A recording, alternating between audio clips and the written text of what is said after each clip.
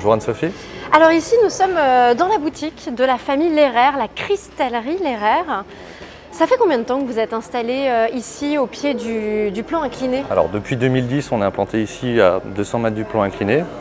On avait d'abord commencé par un petit four des démonstrations et depuis 2019, derrière moi, on a donc construit un amphithéâtre dans lequel on peut accueillir à peu près 50-60 personnes.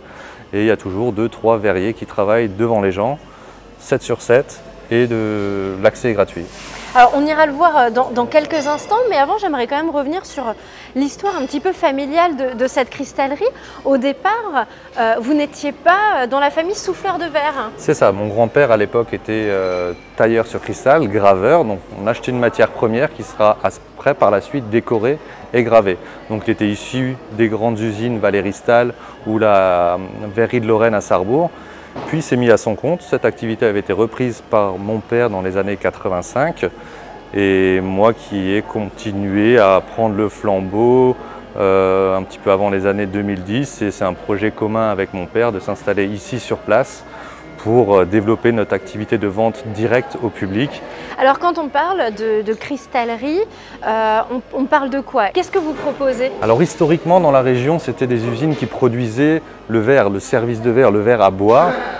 Bien sûr on a continué cette activité-là en taillant, en décorant ces verres-là, mais on a aussi continué une activité qui était moins répandue dans le secteur là, disons, ça va être tout ce qui est art verrier, donc des pièces uniques, de la décoration, des luminaires, des boules de Noël, qui sont complémentaires finalement par rapport au service de verre. Alors vous évoquez les boules de Noël, vous avez justement les boules de Noël traditionnelles, rondes, mais aussi les boules événementielles. Voilà, ça fait 4 ans maintenant qu'on fait un moule spécifique pour la boule de Noël. On avait commencé par le Kouglof, puis le bouchon de champagne. L'année dernière c'était le Menelle, donc le bonhomme de pain d'épices. Cette année, on a déjà le nouveau moule, on a déjà commencé à les souffler. Pour l'instant, on va rester un petit peu silencieux là-dessus. Dans quelques mois, ça viendra. Alors, vous avez mentionné tout à l'heure l'amphithéâtre où on peut voir les souffleurs de verre. Est-ce qu'on peut aller les regarder travailler? On va aller les voir travailler, tout à fait.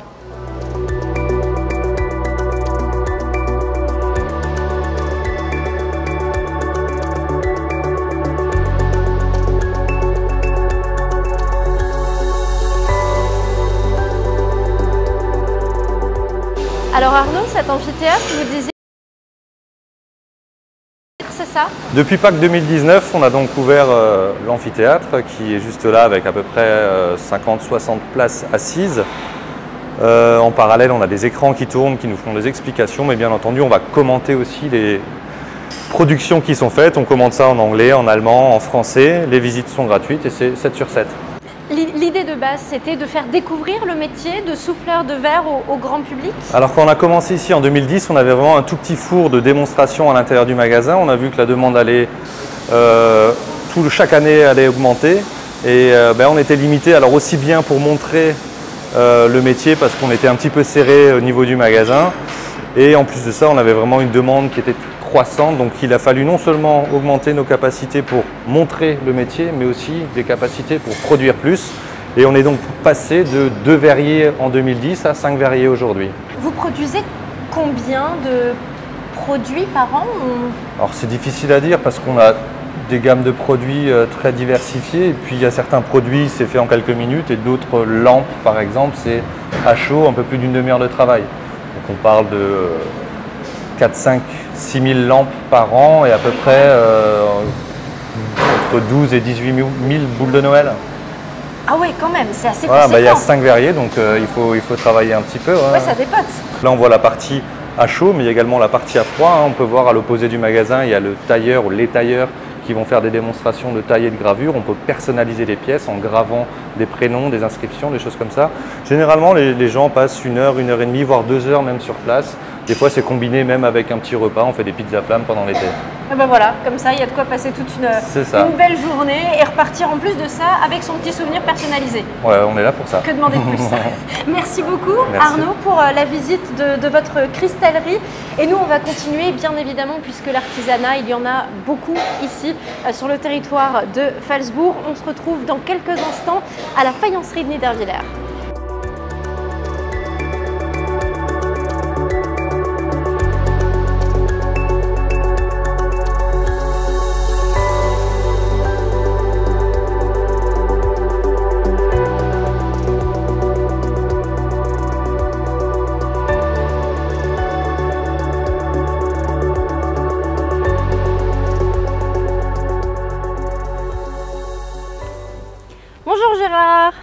bonjour. Vous êtes le président de l'association des Amis du patrimoine de Niederwiller. Et quel patrimoine nous avons à côté de nous? Niederwiller, vous avez donc devant vous la faïencerie de Niederwiller, ou du moins ce qu'il en reste, mais c'est un patrimoine qui était reconnu mondialement. Et la production surtout, on a travaillé sur pas mal, donc au niveau statuette, niveau vaisselle. Au début, il faisait principalement de la porcelaine, mais Louis XIV, je crois, qui a interdit la porcelaine à cause de Sèvres. Donc on est passé sur la faïence et c'est donc la faïence énormément produit, malheureusement aujourd'hui fini. Mais bon, voilà. Oui, alors la production s'est arrêtée en 2011, c'est ça? 2011, la production s'est arrêtée sur le site parce qu'elle a été délocalisée à Saint-Clément.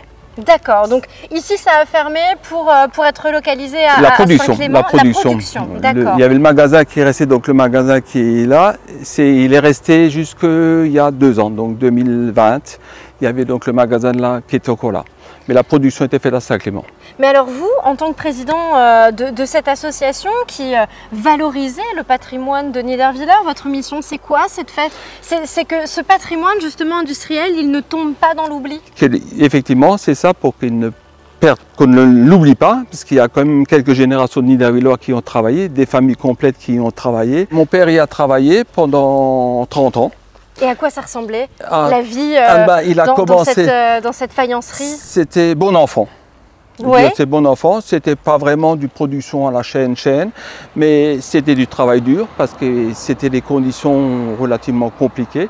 Il y a beaucoup été fait manuellement, donc vous trimballiez les assiettes sur l'épaule, vous aviez les lopinterres ou les portiers, c'était pas des choses mécanisées. Ce qui plus ou moins a amené la faïencerie à fermer parce que c'était beaucoup du travail manuel et beaucoup du travail entre parenthèses artisanal.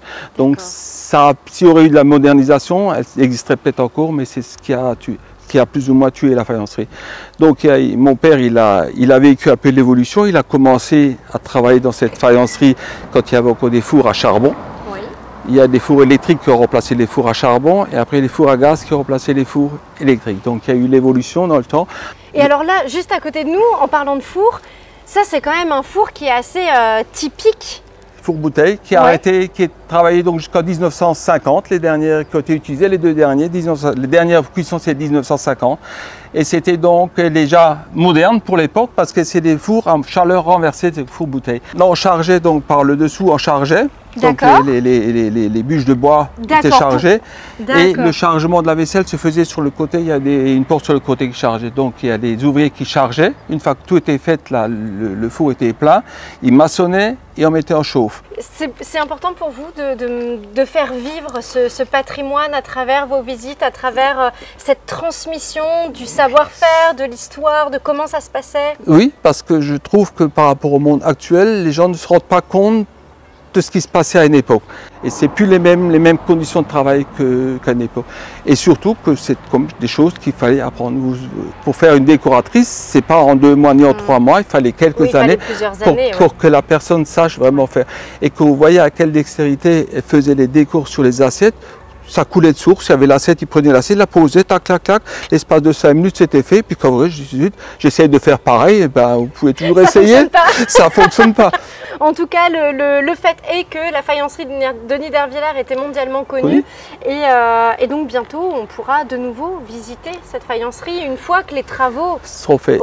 C'est l'objectif et c'est pour le quoi on milite, c'est qu'effectivement, qu'à Niederwiller, on puisse reproduire de nouveau des pièces. Pas forcément pour faire de la production, mais pour ce qui se montre à Niederwiller. Ben, en tout cas, on vous le souhaite très sincèrement. Merci beaucoup, et puis, merci, Gérard, je vous remercie. de nous avoir fait un petit historique de la faïencerie de Niederwiller. On espère que ça vous aura convaincu de venir visiter ce site et puis peut-être vous aussi d'en savoir plus sur ce patrimoine industriel et également artisanal, puisqu'on n'oublie pas que tout à l'heure, on était à la cristallerie Lehrer.